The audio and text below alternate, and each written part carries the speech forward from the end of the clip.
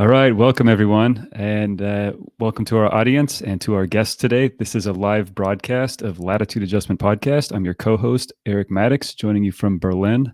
Today, we will be joined by Douglas from Refocus Media, Milena from Are You Syrious, and are you in Zagreb, Croatia?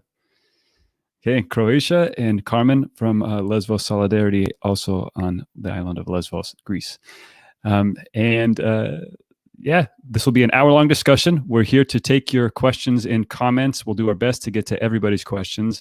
And if you haven't had a chance to read the description that accompanies this post on Facebook, then the quick rundown is that there was a terrible fire, a series of fires in the largest refugee camp in Europe, Moria Refugee Camp in Lesvos on the 8th of February, and this led to the immediate displacement and homelessness of thousands of people. The camp at that particular moment was holding about 13,000 people. Its maximum capacity was around 3,000. So to give you an idea of the overcrowding that was already taking place, and this led to people being left to sleep literally along the shoulder of the highway for several days, and now they've been transitioned. Some of them, we'll get into the details of that, to an alternate facility.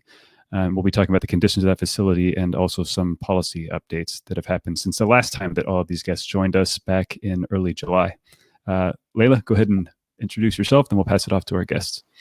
Sure. Thank you, everyone, for tuning in. I'm Layla Mukhaiper. I'm the co-host of Latitude Adjustment Podcast. I joined a few months ago alongside my friend and buddy, Eric. I'm coming to you from the suburbs of Washington, D.C., and I have a very keen interest in learning about things around the world that impact us as humans and seeing kind of that connection with the things that I care about. So I'm very glad to have the opportunity to have met really amazing people on the ground in different places in the world as a result. And so today, if you're a repeat listener or someone who tunes into the show live, you might be familiar with our three guests, but I'm going to pass it along to them to tell us just a little bit about what they do with their organizations, and then we'll jump right into some questions.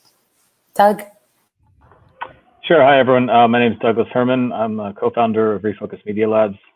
For the better part of the last 3 years, we've been on the ground here in Lesvos teaching and coaching young asylum seekers on how to develop modern media creation skills so that they can start being the architects and the authors of their own stories.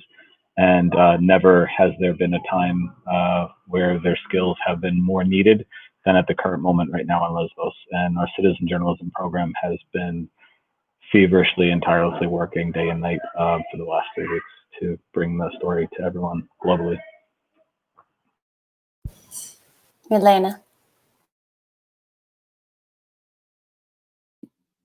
Hi, so my name is Milena Zajovic. I'm a journalist and a researcher from Zagreb, Croatia. I'm also the head of Are You Syrious, which is a watchdog NGO that's registered in Croatia, but it's actually active throughout the so-called Balkan route. And since the last year, I also coordinate advocacy efforts of the Border Violence Monitoring Network, which is a connection of a network of several NGOs working in the Balkan route.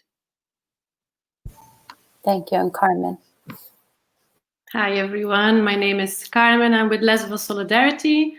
We are a local organization active in Lesvos since 2012. We run an independent open refugee camp called Pikpa camp, where we host some of the most vulnerable people in the island. Which the government has announced the day before yesterday they want to close us by the end of October. So we'll talk more about that later. And I'm now talking to you from inside our community center, Mosaic, that we also have in the center of town here in Lesvos, where we give courses and like different skill shares for refugees and locals. And me myself, I'm active around advocacy and campaigning. I've been working on refugee rights in Europe for the last 10 years, and the last years I have mainly spent in Lesvos. Thank you to all three of you for kind of sharing a little bit about what you do. You know, as Eric was saying earlier, there were fires in Greece that misplaced, I'm sorry, I'm getting nervous because I'm emotional about it, but displaced, not misplaced, over 13,000 people. And so right off the bat, can you tell us, anyone who's watching right now, because I see the numbers are increasing and those tuned into the live, where people can go to get updates, where they should direct donations, and how they can most effectively take action? We want to give that call to action kind of right at the get, and then dive more into the situation. If anyone wants to jump in with some ideas.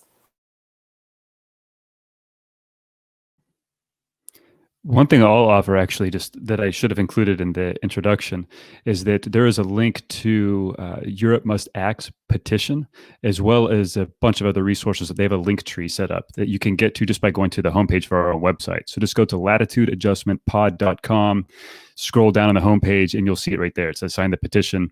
And also it will take you to links that will tell you which organizations are working on the ground that can use your support, and other action items that involve donating or getting involved in by other means. And another quick note before we dive into the interviews that I should have pointed out actually before our last interview like this, and that is you're noticing like that there's a conspicuous absence of voices from refugees in these interviews, and that deserves some explanation. For one, they're in a difficult situation right now for a variety of reasons, as far as just even having access, also getting access to them, and then there's security issues. So we kind of need to weigh the pragmatic needs of actually doing a broadcast like this, and all the logistical issues, as well as the personal security of the people whose status is as yet undetermined, and they could be placing themselves at risk. If you do want to hear, and I hope you do want to hear from the people who are actually should be at the forefront of our minds as all of this is going down, we did do a 4-part series working with actually all of the organizations that are represented here today back in the earlier part of this year. And you can find those if you just go to the homepage, again, latitudeadjustmentpod.com, and just type in the search window Greece or Lesvos, and it will take you to 4 episodes that we did. So yeah, enough from me. I want to hear from the guests what their suggestions might be as far as resources and recommendations. Well, to add to what Eric just said, that's essentially the crux of what our program has been about, is to ensure that the people who are the victims of this situation, and also the people who have an opportunity to now have their story be told, have that platform. So the citizen journalism program that Refocus Media Labs has created was out of necessity when the COVID lockdown started in March and forced all of our students to remain inside Moria Camp. They could not come out for school. They could not come out for classes. So we brought the program back into them. And then from there, it just kind of snowballed into them feeling the need to communicate to the world what's really happening. This was all before the fire. Then once the fire happened, they were literally live broadcasting from in the flames. And they have not stopped since the beginning of this crisis. And now they are reporting, much to their own potential risk, from inside the new camp. So if you want to find out a little bit more and hear from them and see their photography and their film and then their observations of what's unfolding on the ground, you can follow us on Instagram and Facebook and Twitter. And we're trying to make at least a diversified type of post every day. Sometimes it's photo, sometimes it's video, sometimes it's a talk to camera that's an update or a vlog. Sometimes it's a link to some other partners that are doing really important work. We're just trying to inform people in a diversity of ways, but it is rooted in them being the authors of that update. Yeah, and maybe to also quickly jump in, if I can, Leila, because Eric also mentioned, the mobilization, the petition by Europe Must Act. So this is something that, it's a mobilization that we have set up from the grassroots from Greece with Europe Must Act. We are part of this and some other organizations just after the fire, because we really thought, okay, now is the time to really bring everyone together across the board. So we have managed to bring together now an alliance of close to 450 organizations, from grassroots to, bigger, more established organizations. And of course, Doug and Milena are part of that alliance as well. And we have close to 150,000 people now who signed the petition. So this is, again, a very warm invitation to the people who haven't signed the petition yet to please do so and share. And then, from Lesvos Solidarity, we will talk about that more later, but we are mostly active on our Facebook page, which is Lesvos Solidarity Pikpa, where now from today we have started a big mobilization to save our camp that is under threat of closure. So we warmly invite people to go there and join the action calls that we are launching from there.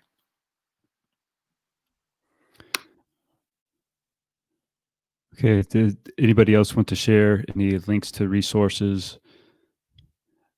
Okay, I'm going to go ahead and dive into, I have a kind of a lengthy intro to my first question here, so I'm going to go ahead and read that. Bear with me. So on Wednesday, the European Union introduced a new pact. That's the term that's being used, backed by Germany, and it's supposed to bring all 27 member states in alignment with a new set of guidelines governing the EU's migration and asylum policies. There's no question that these policies have been in desperate need of modification for years, and that was obviously brought into focus during 2015. But progress has been stalled due to divergent interests amongst the member states. In short, some of the states want more shared responsibility and, quote, solidarity, and some refuse to take in, frankly, anyone.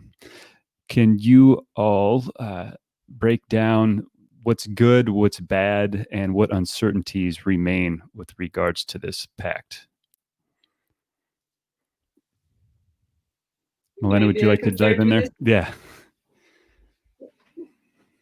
So what we need to understand, and this is also something that Commissioner Johansson emphasized when she introduced the pact, and also Ms. von der Leyen also said, this is a compromise. This pact is a compromise. And I feel we are now in a situation where the compromise is actually the best that we can hope for, because you have the entire member states fiercely fighting against any sort of migration, any sort of influx from the Middle East and Africa to European countries. And on the other hand, you have these less influential, let's say, political group, not even entire countries, saying, keeping the same enthusiasm over migration that we had 5 years ago.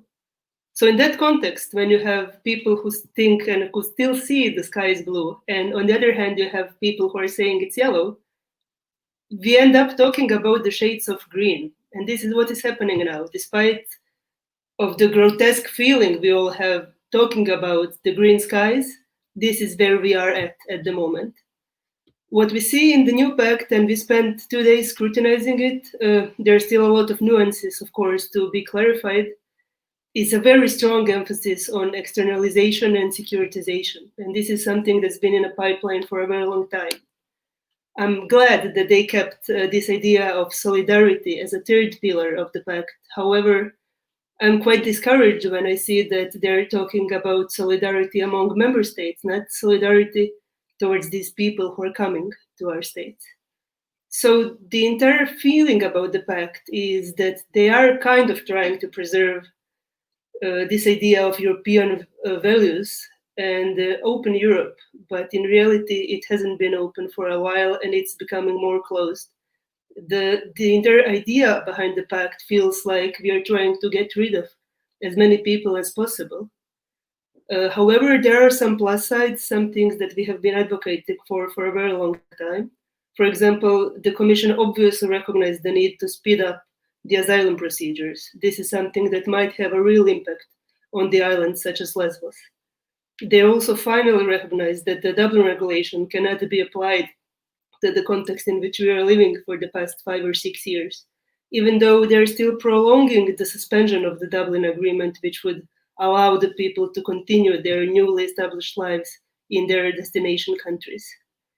They have also announced this new European Union Agency for Asylum, and their mandate is still a bit unclear. So there is a lot of room to negotiation, and this is what is happening now. I think there is still some room for advocacy action. I will specifically be working on the topic of the independent border monitoring, because this is something that we have been dealing with for quite a long time. The Commission has now finally proposed the need for independent border monitoring to exist in every member state. However, this is not clearly defined yet, and I'm afraid that we might have a lot of bad excuses for independent border monitoring that would just allow for violations to happen. So What does this mean in practical terms? What is independent border moratorium? quite unclear. In theory, national preventive mechanisms such as ombudsperson's offices or UNHCR or even local NGOs should have the mandate to, for example, get near the border areas and see if the human rights of people who are trying to enter or who have already entered the territory of each state are respected. In theory, it should prevent pushbacks. And this is also a big thing that happened, I would say, 2 days ago. Pushbacks were explicitly mentioned twice. So the Commission finally recognized the pushbacks are happening. However, independent border monitoring, or this like independent tool to monitor the wrongdoing of police officers, not only national police officers, but also, for example, even Frontex troops, it is still not well defined, and it is still prone to manipulation, and it will be, I would say, a rather long advocacy battle to polish this proposal a bit more. And if I can ask, what do you mean by externalization? I think I understand what you mean, but it might not be clear to our audience. What we are doing now as European Union, or at least this is the Commission's proposal now, is funding illiberal regimes out of the EU in the countries of origin or in transit countries to keep their refugees at bay, to keep our problem somewhere else. We're talking about human rights in this pact as well, but it seems that we're not very concerned about violations of human rights of people who remain in these countries, such as Libya, for example, or even Turkey. Turkey got billions of euros to solve European problem of arriving refugees, and we saw in March how this backfired. So to continue funding deeply illiberal, deeply anti-EU value regimes, just in this illusion that they will help us to get rid of the new arrivals, it is offensive, to say at least. But this is also like one of the three pillars of the new pact that was proposed 2 days ago. Something I'd like to point out on this point also of maybe the unseen consequences is that it's not just that the EU is externalizing its borders deep into Africa or other places and subsidizing in various forms these illiberal regimes, and it's not just the people on the move who are suffering as a result, being stuck in open air slave markets or in torture prisons or just the most horrific conditions imaginable, but there's also the local populations of these countries that are caught in the middle as well. Because when they are living under a human rights abusing regime that now has leverage to say, look, if you don't like the way I treat my people, then I can just let the gates open and let the refugees come across the Mediterranean or over land crossings, then this is an incentive for Europe and other Western nations to look the other way when they're abusing their own people. I mean, I would look at Egypt as one example that you would never hear about in the media. There might be a reason for that. Like Sisi's had about 60,000 political prisoners since he took over power in 2013. It has a border with the Mediterranean. Why do we never hear about this country? Is it maybe that the West is never taking him to task on his human rights issues in exchange for that? He's monitoring the coastline. It's the kinds of things worth considering.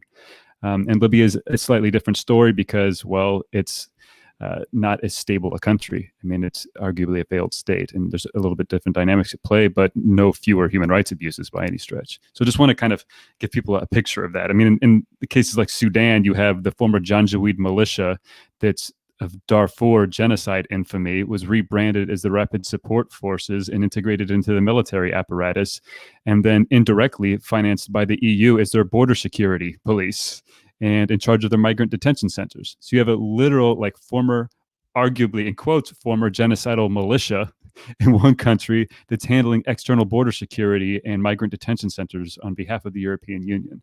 This is what a lot of us might not even be aware of participating in subsidizing if you're Europeans or Western nations. So there is also this racist subcontext that our colleague Mads from Are You Syrious pointed out, because when we're talking about migration pact, there's a very strong focus on people arriving on boats through Mediterranean Sea or Aegean Sea. We are talking about the Balkan route a bit, and that's it. But there are actually a lot of people coming to Europe from South America, to Spain, or from Ukraine to Poland. And they're also going to be affected by this pact. So it is much larger than this big migration wave that we have been seeing from the Middle East and African countries now. And I feel they're also kind of forgotten in this discussion.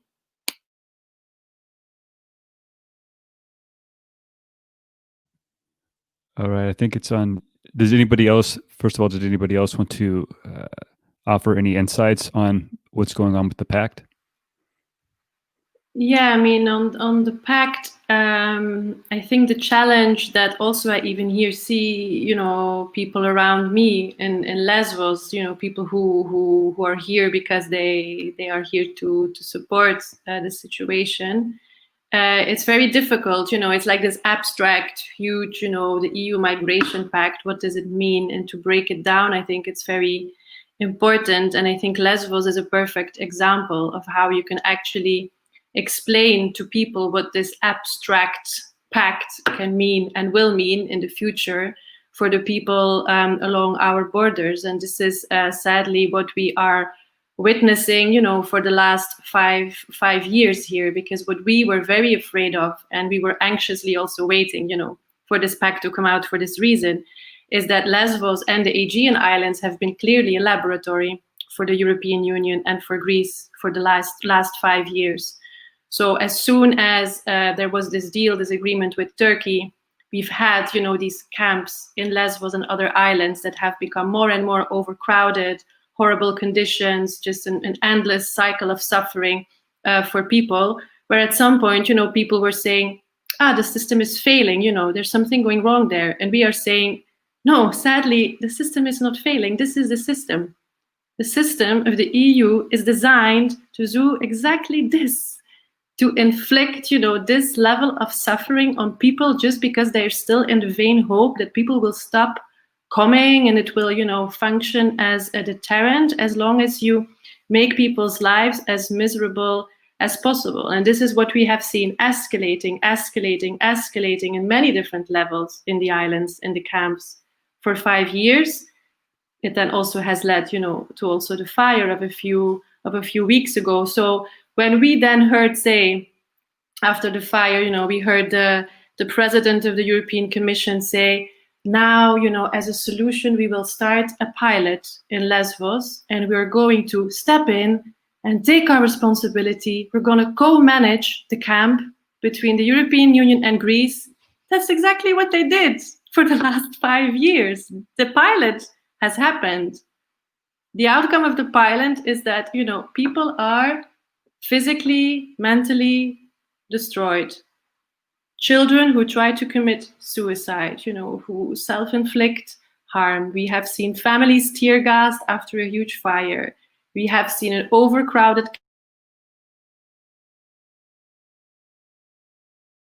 I think we might have lost Carmen's. Yeah. I'm back now. Oh, Yes. okay. You lost me where I was talking about the COVID, maybe. Maybe a little bit before that, yeah. Okay, so basically giving examples of the extent, they've seen they know this and we know this. The outcome of the pilot is there, and the Pact still insists that this will be the recipe now for the future, to replicate and to actually multiply this. I mean, this is extremely disturbing to see, and it's what we were afraid was going to happen, and it's happened. And I struggle very much to see positive things in this pact. I think the only silver lining that I see, which Milena also pointed out, and I think we will work very hard on that together in the next days and weeks and months, is that it's still a beginning. The pact, okay, it sets the tone, and it's very bad news. Like the roadmap, the road they're decided to take, it's not the road that we wanted them to take, but it sets in motion our process where there is still room for negotiation, and where it's very crucial for, us and different organizations, and of course, everybody who cares and who's listening, to still try to intervene there and still try to, maybe prevent the worst from happening. It's not even veiled. This New Democracy administration has been openly stating this to get into office. And then since they've been in office, they have been aggressively promoting this strategy. They openly say it. We want to make people not come to Greece. They want to create extreme, obvious deterrence for people to come here. And they are absolutely trying to destabilize the situation, allow the population to double, leave people without supports. Then the pandemic hits. No one's supported through that process. They're locked up. A double standard is placed on the island. We talked about this back in July. It continued throughout the summer. And now, in the face of this fire, as Carmen is saying, they did not step up to protect anyone. 40% of this camp are children. We've witnessed with our own eyes babies dealing with tear gas.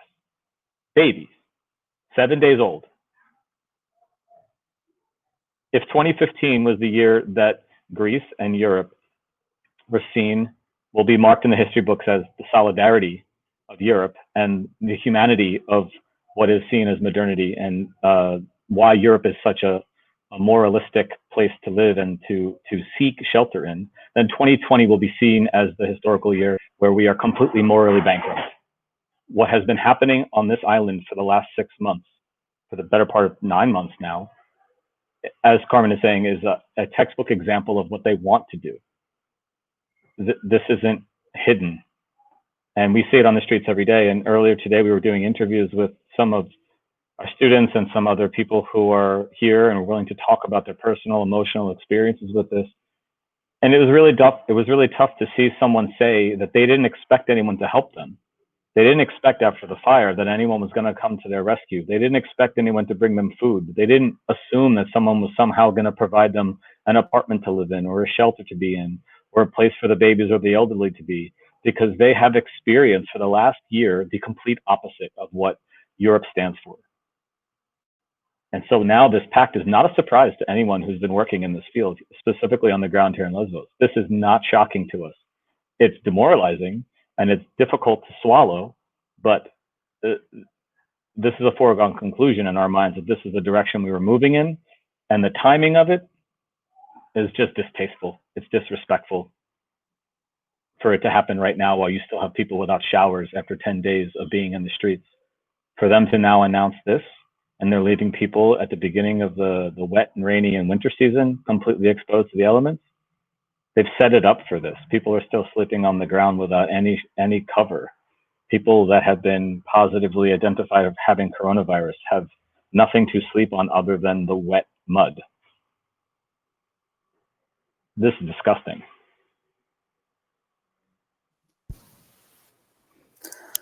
Yeah, that is absolutely disgusting. I agree. And I think, I was going to ask you before we kind of jumped more into Moria Camp about the conditions, but I think that each of you have kind of given us a good sense of what the conditions are like. If there's anything else that you wanted to add in terms of what it's like across the other Aegean islands, the Greek mainland, Italy, or the Balkan routes, before we kind of focus in more on Moria, I'd love to give you space to do that so that anyone who's listening who isn't following the situation as closely as those of you on the ground can really understand what we're dealing with.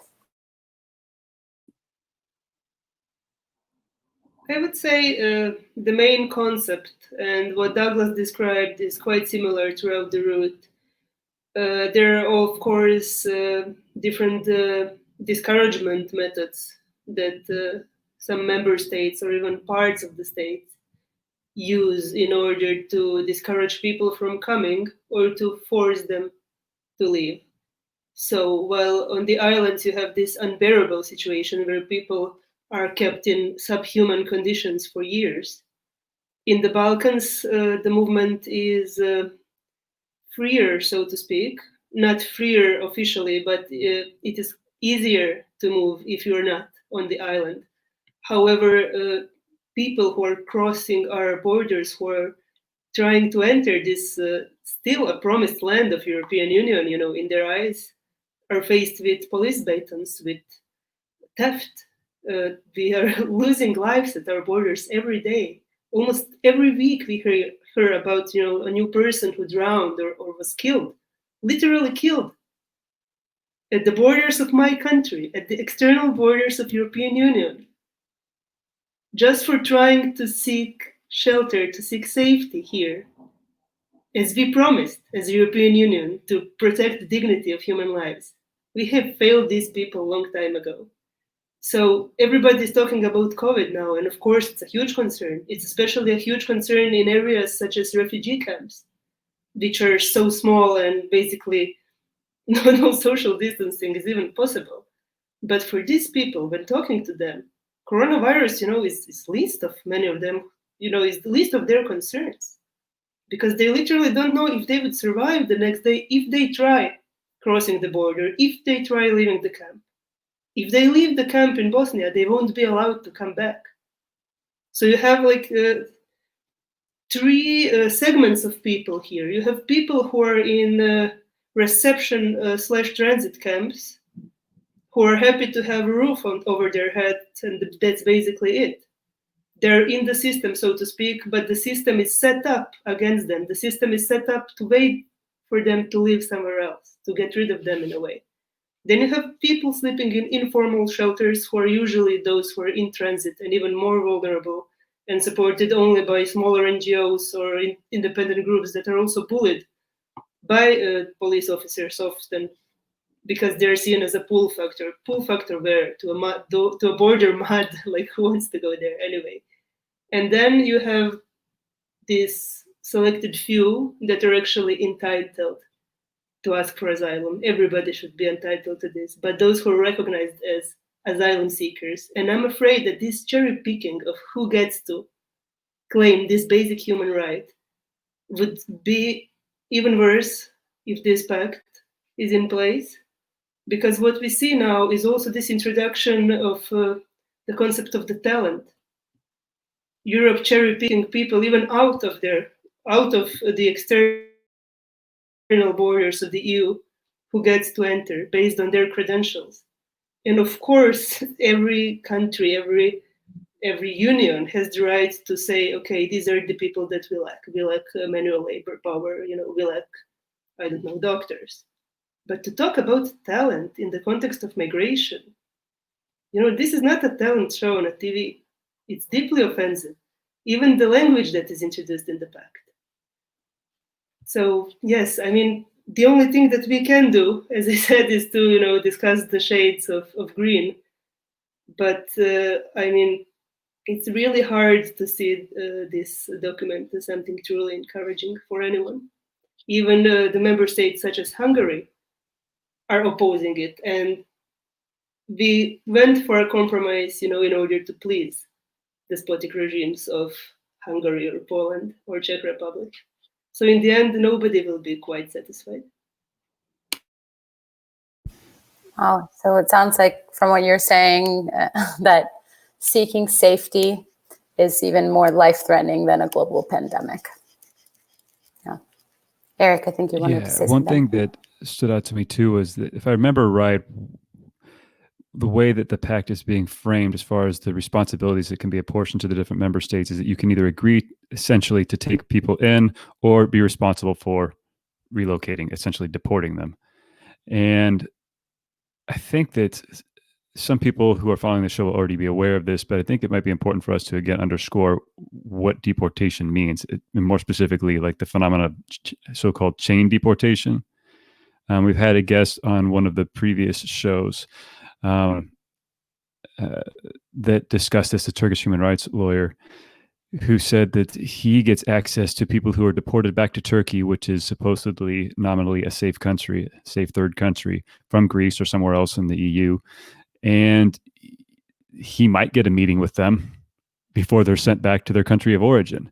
So it's really just a sham. The idea that they're even being sent back to a safe third country is really just it's a pretense of concern, when they can wind up back in a war zone in less than a week from being thrown out of the European Union. And I think that needs to be pointed out too. So it just makes the whole sickening equation to some sort of talent show even more grotesque. That like what's on the line are people's, literally their lives, not just in the crossing, but also that they could just be sent all the way back to square one, where who knows what will happen to them when they exit the plane in their home countries. There's also the question that the Commission failed to clarify, and it was raised by several people in the past 2 days. What happens if more member states choose to sponsor the returns as opposed to taking people in? So let's say next year we have 500,000 new people arriving, or 100,000 or 1,000. But what if only 2 or 3 countries say, okay, we will accept them?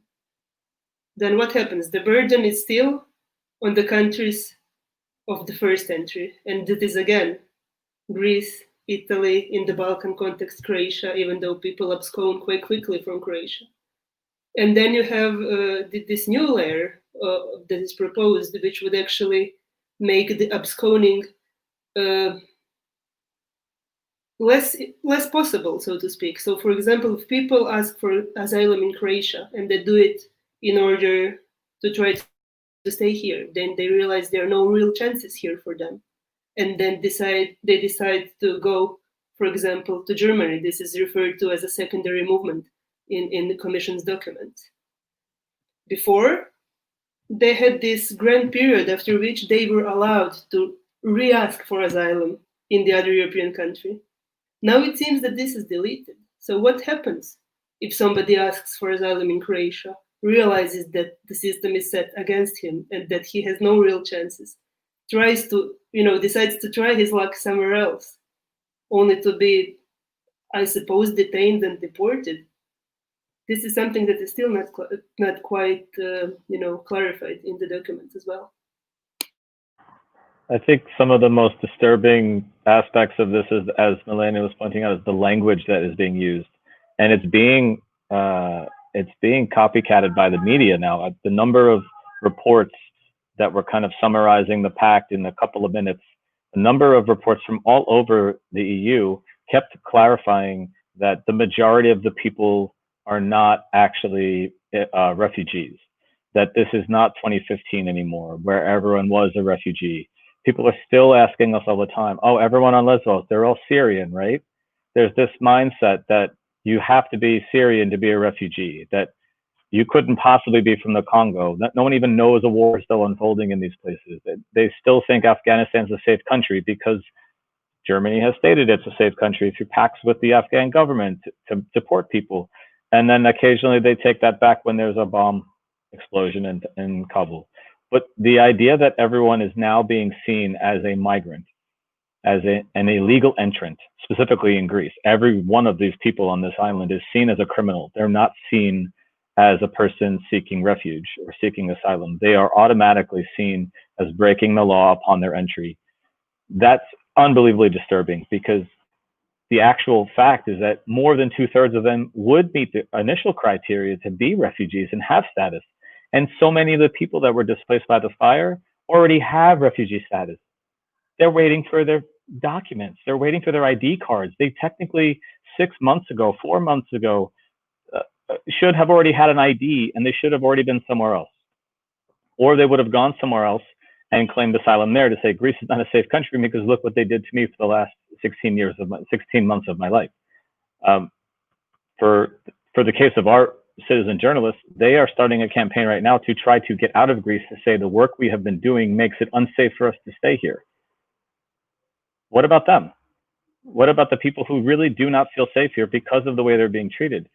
And if the language is shifting and the chips are stacked against them, and all of the movements are shifting towards kicking them out or clarifying that they aren't worthy of staying, or that, as you're saying, cherry picking or choice selection of who does get to stay.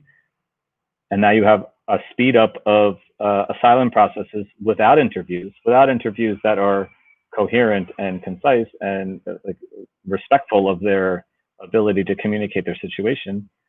And if they're fast tracked into a rejection and they don't have the opportunity for an appeal, what's really happening here? I mean, it's quite obvious what's unfolding, but no one wants to talk about it. They want to just repeat and regurgitate the language that none of these people deserve to be here.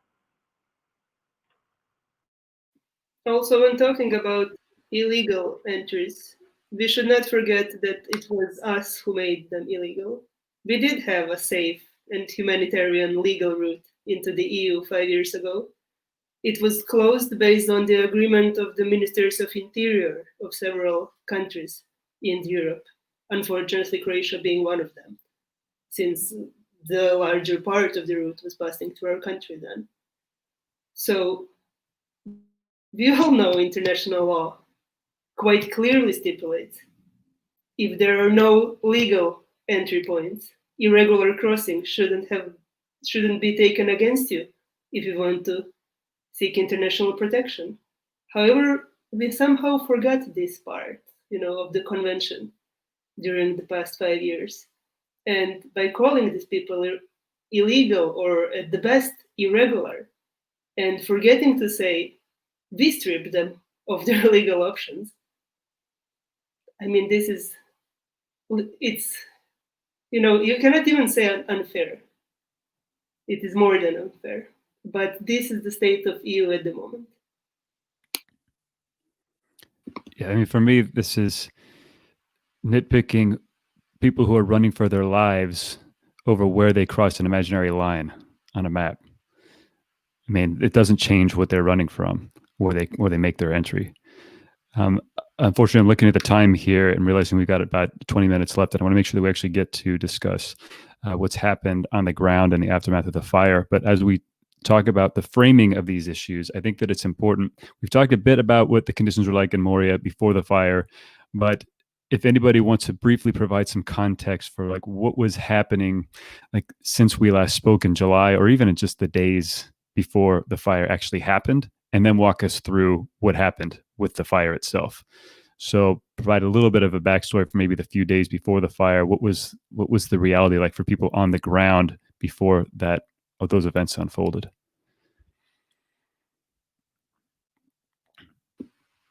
Doc, shall I go first and you complete me? Sure, sounds good. Yeah, so basically we would almost forget by now with everything that's going on. But of course, the key issue, like the weeks, the days before the fire, was the COVID pandemic, right? So in the end, what we had all been expecting and kind of waiting for is that COVID-19 arrived in Lesvos over summer. And it really first really struck the local community. So we had the local hospital, which is, of course, it's an island here. You have like 6 intensive care unit beds, and quite an old population. So we had a hospital that very quickly got full, and there was a spread. And then at some point there was a first positive case of COVID confirmed in the camp. And this came, again, very typical for the situation here, came very shortly after the government had actually forced Doctors Without Borders, MSF, who had created a COVID-19 clinic unit close to the camp, to close it down. Because the local authorities said that they didn't have the right urban planning permissions or something. So you then had an overcrowded camp with 13,000 people where there should be only 3,000. No guaranteed access to running water, no proper access to doctors, no proper sanitation, no COVID measures taken, just hoping for the best. And of course, the first positive case was confirmed. Already the camp was since March under basically some kind of a lockdown. It was very limited, the movement that people could do to get out of the camp. So already this had created a lot of additional stress and difficulties for people, because already, they were in this overcrowded camp, and the only thing you have is maybe sometimes, to get out and maybe swim and also get some of your basic necessities. Already that was difficult. So what was then the response of the authorities when the first positive COVID case was confirmed? Full lockdown, just lock everybody up, seal off the camp. The first response was to send in more police, not more doctors, or, silly idea, police to guard the camp and make sure. And this is, again, it has to do with the framing that we're talking about. It's presenting people inside the camp as like a huge health bomb, that they are the huge risk for society and they have to be contained inside the camp. So then they did more testing, some more people got confirmed. There was like an isolation unit, not like a medical, but like an organization set up some support with some isolation unit. And then, you know, at some point, the night of the fire, it's not clear exactly what happened, but after a few days of this, you know, complete lockdown, a fire started, and, you know, Lesvos very dry. There was a lot of wind at night, and it just went super, super fast. And I don't even remember, Doug, if you were actually here also the night of the fire. I wasn't, but I think we were there. Say more about that. Yeah. I think it's important to note that the people in the camp, when Corona was announced in the camp, everyone like kind of ignored it, because for 6 months they have been told that Corona is, you know, this issue that's going to lock them up every 2 weeks. They've extended this public health safety restriction while they opened it up for tourism to come back to the island and save the season. So you've had a tale of two cities, one island for months, and they were not allowed out to go to an ATM. There wasn't any money in the ATM in the camp. There were no real means with which people could go anywhere. And it's one of the reasons why many organizations who refused to work in the camp prior had to force themselves into finding ways to reach the people where they were.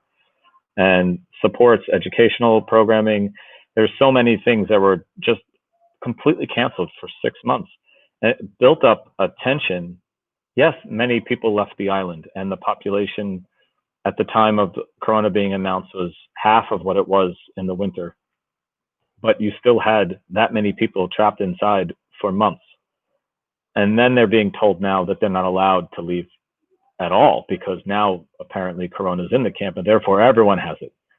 And most people just didn't believe that it was even in the camp. They all saw it. I mean, perception is much stronger than reality. And most of the people in the camp just didn't believe Corona was real, that it was it was a tool to once again keep them locked up.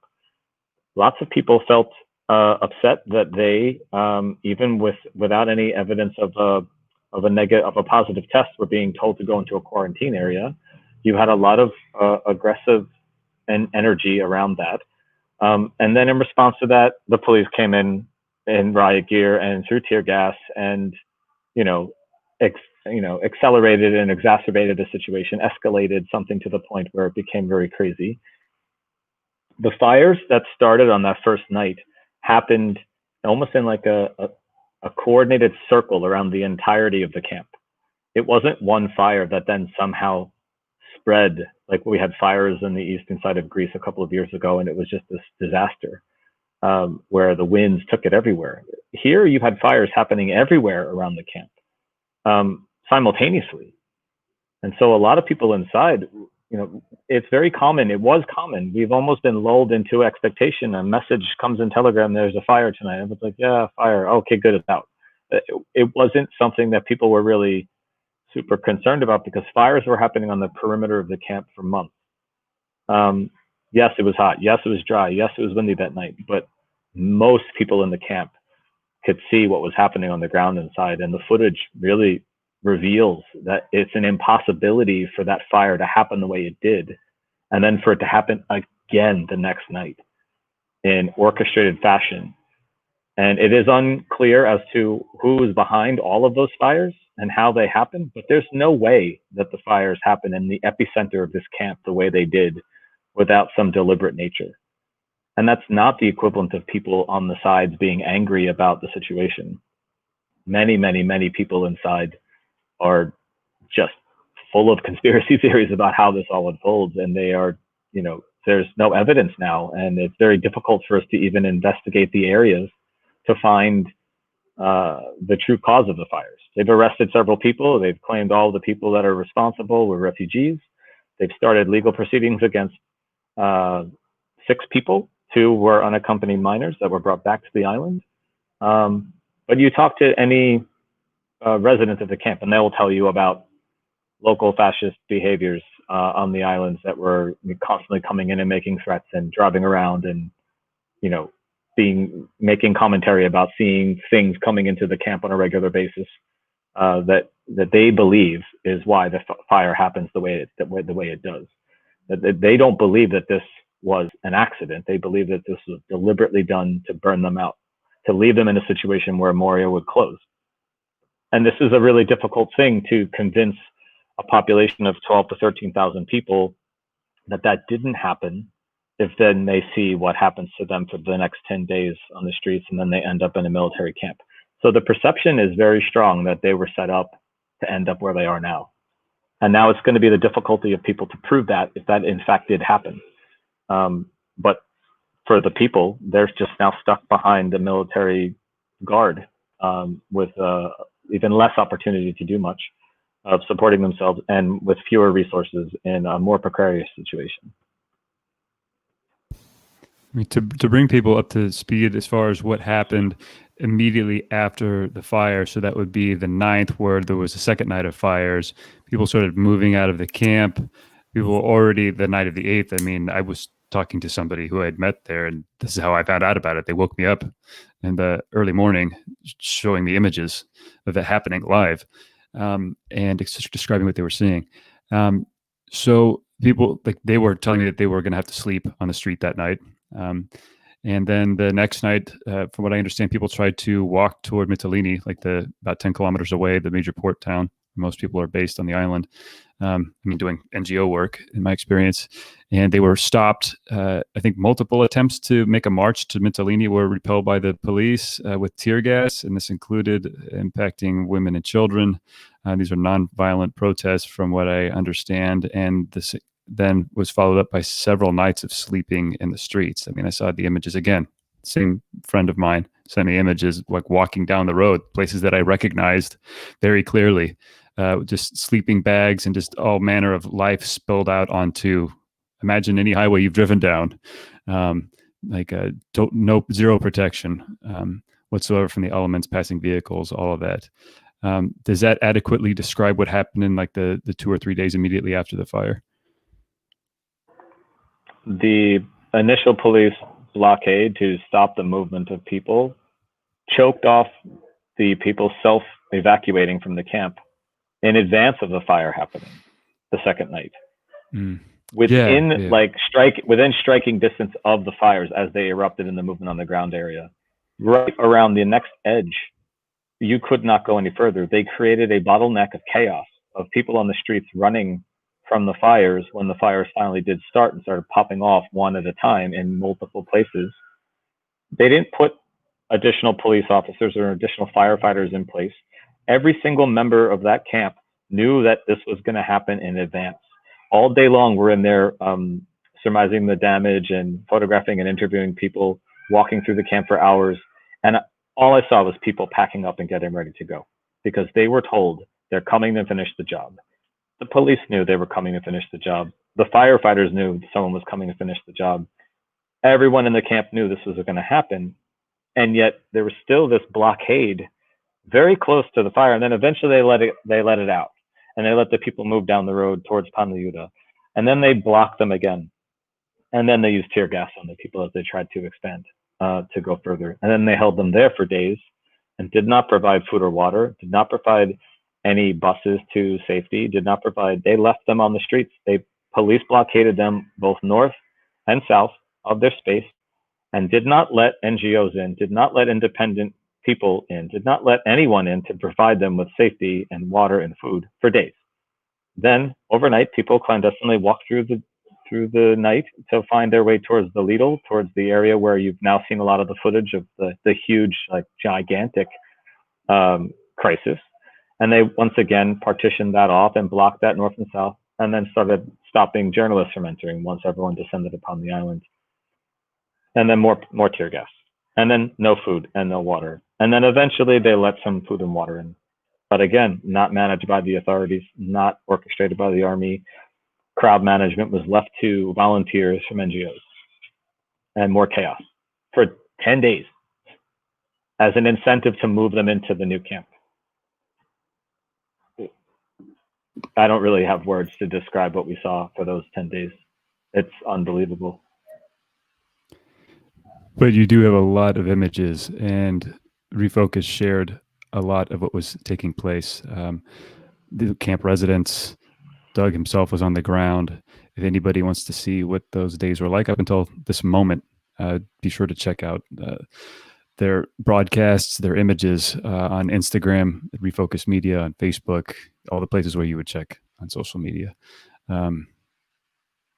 Yeah. Yeah, and I think just to quickly add to that, I think the first response that we have seen from the authorities just right after the fire, for me, is just so telling of the approach. Like, the first response was to send in the first batch, and then more came, 300 riot police that came with a ship from the mainland and water cannons.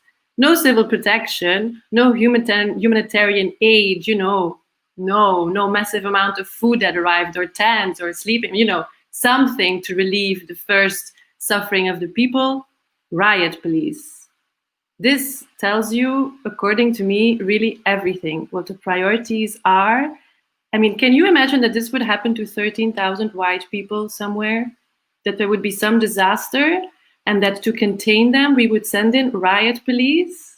Not civil protection, but riot police? This is just extremely disturbing. Like, riot police, tear gas, and water cannons. 40% children.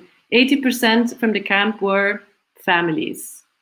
We just really have to let these things sink in. I mean, and you see the images as well. Like, it just tells you everything. We're winding down to about 4 minutes here, and I want to make sure that we do cover in the closing moments is, what are the conditions like now in this makeshift camp that's been assembled? I mean, from what Doug was describing, it sounds like people's own misery was being used against them as a coercive method to get them to relocate to the camp, because plenty of them had reasons to mistrust being placed in another quote unquote temporary facility. What are the conditions like now in this new camp as far as the context? Where is it located? What resources are available to them, and who has access?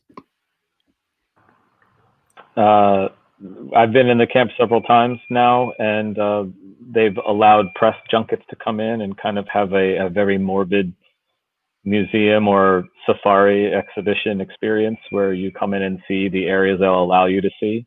I was under the impression that this was going to be kind of like show the best side of the camp so that they could celebrate what they've created, but there is no best side of the camp. It is an impossibility to show some sort of positivity in this space. If you look at photos of this, you would imagine this is 150, at least 100 years ago, when the 1922 population transfer happened from Anatolia back to the Greek islands. You would assume that this is a historic photo. You just have tents, and they are sleeping on the ground. They do not have any space between their bodies and the soil, which is a former shooting range that was just in operation not too long ago this year. I remember passing by and seeing the military there firing bullets, practicing their national defense strategies. It is completely exposed to the elements. It is right on the water. They basically put these tents right on the edge of the sea on every corner. And this is probably one of the windiest spots in Mytilini. So a pretty telling example of this is that on the first day when they were talking to the press and allowing people to come in, they made a big announcement that was stating that Moria will never happen again. What happened in Moria will never happen again because we have decided to fix everything. And then 3 seconds later, the tent that was standing over the people who were delivering this big statement just blew away with a light wind. It just disappeared into the air. It was like Wizard of Oz. It just flew away. And that was a light wind that was warm and welcoming. A couple of days later, when they brought the press back again, on the day that most of the people had now been essentially coerced to enter the camp, driving winds were ripping the tents off the ground. And they were showing us people in the quarantine area that were literally just behind barbed wire, sleeping on the earth. They still do not have showers. People have been living in this camp since the 12th. Some people have checked in since the 12th. No showers. They have water trucks that come in each day, and people are filling up water bottles from these trucks and then bathing with that. People are bathing in the sea.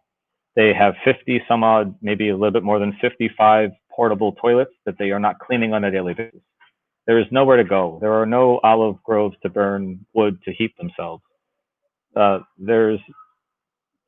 the men, the single men that were let in last, they were left on the street for days, longer than the families. and then jammed into giant tents of 150 per tent on bunk beds that look like you're in some sort of miserable prison. And this is during a corona outbreak in the camp, on the island.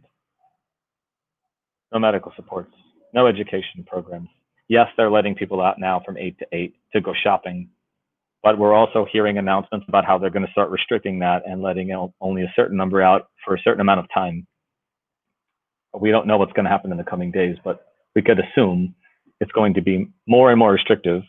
And they're utilizing the coronavirus danger on the island as another excuse to say too many people are coming out of the camps and they're not wearing masks. Yet in Mytilini, no one's wearing masks. People are sitting in the cafes and enjoying their Freddo cappuccinos without any concern about coronavirus. Yet now they're going to slowly start restricting the people leaving the camp. We're back to, I don't understand how the people inside can endure this psychologically as well as physically. It's criminal what's happening in the camp right now. Yeah, and just to add to that, like as an extra step, while we heard the European Union say no more Morias, and literally at the same time they had already rebuilt a worse Moria, as like to add insult to injury, let's say. Also, while we were all following I was following the press conference and the announcement of the Migration Pact, while, with every sentence it was like getting worse. When I was here in Mosaic, when somebody from the team walks in and says, "Did you see the news? They're closing us down. They're closing our camp." We're like, what? So Minister Mitarakis for Asylum and Migration has announced in the press on Wednesday that he will close down our independent camp by the end of October, which is a place where, since 2012, we host some of the most vulnerable people in the island. We have a shelter for unaccompanied minors. We have people with disabilities. We have victims of torture. We have, single women with their children. We have people with chronic illnesses that have really, they need, I mean, everybody needs, but, they definitely need a specific support. So not only now have they replaced Moria Camp with a worse place, they have also decided to erase all the dignified accommodation that existed still next to that awful Moria Camp. Because also, right now where we have the new Moria Camp, there's a camp called Karatepe, which is run by the municipality, also for, more vulnerable people, lots of families, 1,000 people are staying there. Also, this camp will have to close by the end of the year. So what you see is a very clear agenda too, and I think Doug unfortunately is right in that we all expect that the new Moria camp will move towards being a closed camp. Sometimes they still try to say controlled access. We will see where this will lead us. But there seems to be a very clear agenda, like people have to be all in this horrific camp, and all the alternative shelters, dignified shelters, have to go. Erased, closed. This is the agenda. This is what is happening. So it's actually getting worse. I don't know. I also don't have words left. Same as Doug. I don't know what to say anymore. And I think, as we discussed before we went live, this is not a subject that we could hope to do justice to in an hour, but I think you've all done an amazing job of making an attempt. And this is really, I think, for our audience, this is an invitation for you to start clearly asking more questions if some of this information is new to you. If it's not, and you just want more information, you want more context, there's all of the people here are doing excellent work to bring you information. That's Douglas Refocus Media Labs on Lesvos. Be sure to check out their social media channels and all the content that the residents of former residents of Moria Camp are putting out through them. Carmen, who's just described the conditions for Lesvos Solidarity and Pikpa Camp, be sure to follow them, Lesvos Solidarity. We also covered them in a podcast. This is, I think episode 58 58 or 59 of latitude adjustment. We talked to Efi Latsudi for, I think, over an hour, just to give some context. So just to understand what this camp meant as a more humane alternative to what Moria was. I mean, it was as much as a camp is a political statement. And what so it means, Eric, we're not Yeah. talking in the past tense. We're not giving up. Yes, thank you. You're not Thank going you. to close us.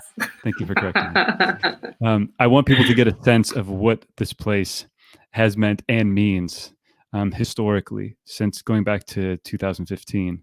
And that it's a sign of what really is possible with the resources that have been mobilized many times over. What really could be possible if people just put the will behind creating a more humane alternative to housing people in desperate circumstances. That's one of the many things that Pikpa represents.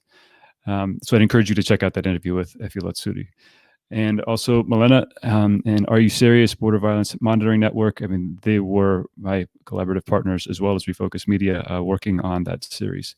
And be sure to check out Are You Syrious? Daily Digest, but they also do work on the ground, and they're an amazing organization as well. I want to just remind our audience to go to latitudeadjustmentpod.com, where we will sometime in the next 24 hours be posting this broadcast again. Just go to the tab for live events. And if you want to find these previous episodes, just go to the tab that says episodes. And thank you to all of our guests. I'm going to pass it over to Layla for any closing thoughts. And if there's anything very urgent that our guest didn't get a chance to say, we want to make sure that you get the last word if you need it. Yes, I wanted to thank each of you. I mean, you're taking time away, precious time from the work that you're doing.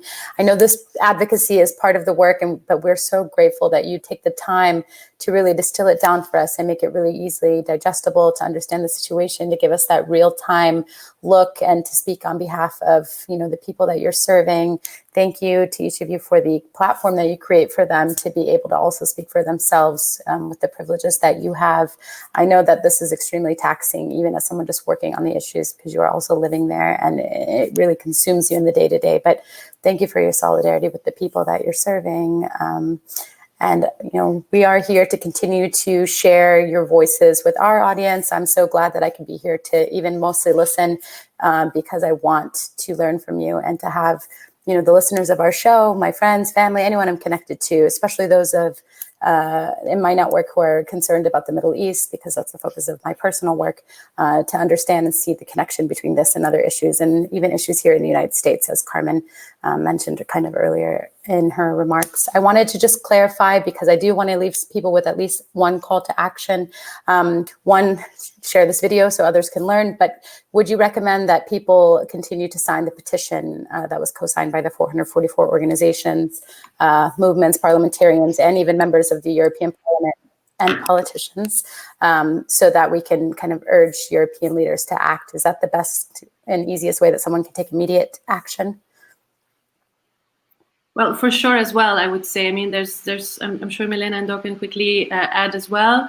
But yeah, for us from the grassroots, it's very much because something I wanted to quickly share, I think also for myself, is that this tends to get very depressing and very heavy. And I think we need to, we shouldn't see this like Pact and everything that's happening now in Moria as the end, but really as it's again a beginning for us. We need to denounce, we need to act. Like it's really, really a crucial time. And we see the petition as a vehicle, because when people sign, they will receive email updates from us for things that they can do over the next days, weeks, and months, where we will have to fight at crucial points during the Pact negotiations. And, there will be many crucial points the next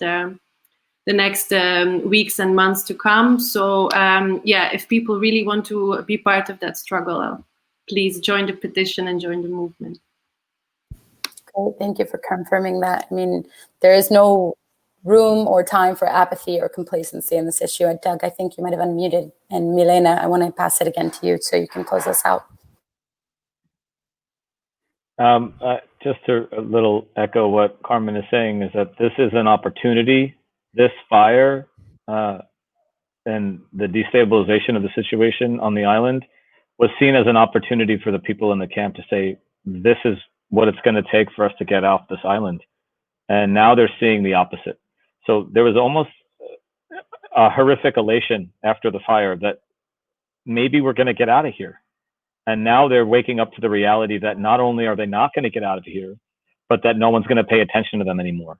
So it is really critical that we just amplify the voice of the people who are now being forgotten. And it is happening in a really uncomfortable way every day. It's been about a week since we've seen any international media stay on the island. And we're still here reporting because now our students are feeling like if they don't, no one will at all. So they feel an unbelievable burden to report because they're very fearful, and they should be fearful that everyone's just going to forget them all over again. And so we just have to do everything we can. Sign pacts, support the organizations on the ground who are doing the work that you trust and you're engaged with. Every single one is raising funds for their respective communities in ways that are changing the situation on the ground every day. There are so many ways that people can get involved and get engaged. So just please connect with the actors on the ground who are doing the heavy lifting and support the people on the ground who deserve it. One final thought, just to reiterate what Carmen was mentioning with regards to Pikpa, and that is that I'm sure there's going to be a hard push to support them as well and to keep that camp going and all the community that's been built around that over the years. So we will be sharing that information as soon as it becomes available too, along with this episode and on the website. So that will be forthcoming. Melinda, did you get a chance to offer your closing thoughts? Yeah, thank you. So, of course, try to follow our NGOs for more information, learn about the ways to contribute, but also, and especially if you are an EU citizen, don't forget that you actually can question the role of your own government in the events we've described today. I firmly believe that all of us, must seek accountability from our national leaders and EU leaders, as they are representing us. And I don't want any more death or misery to happen in my name. And I hope our viewers won't allow it to. Thank you. All right, I'll take us out here. Thank you, everybody, for tuning in. Thank you so much to all of our guests for your time, for the work that you're doing. I know that you're exhausted and your efforts are appreciated and recognized by people in the comments, by people that I just happen to know who follow your work. And I know that I speak for myself and Layla too, and we say that we regard you all with a great deal of respect and admiration. So thank you for the work that you're doing and for making time to be here today when you've got so many other things going on. And thank you to my co-host, Layla Mokhaiber, for making time again. She has a very busy and stressful schedule herself, and it means a lot that she makes time to participate in these events. So be sure to follow up. Most of the information we've covered today, you can find more resources, more materials, links to all of this stuff if you go to the homepage, latitudeadjustmentpod.com. And thank you all for tuning in. All right, that does it, and we'll be back in the coming days. Thank you.